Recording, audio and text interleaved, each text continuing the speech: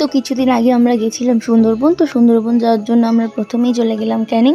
ক্যানিং থেকে আমরা অটো ধরে সোজা চলে গেলাম সোনাখালি। সোনাখালি থেকে আমরা উঠে পড়ি আমাদের লঞ্চে। আর লঞ্চে উঠতে না উঠতেই আমাদেরকে দিয়ে দেওয়া হয় আমাদের ব্রেকফাস্ট।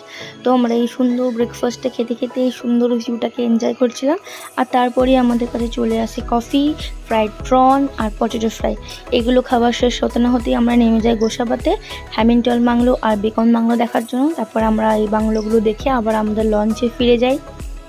দেন আমাদের দিয়ে দেওয়া হয় একটা মজা। আর তারপরে আমরা বসে যাই লাঞ্চে। আজকে লাঞ্চে ছিল চিংড়ি, ভেটকি আর অনেক কিছু।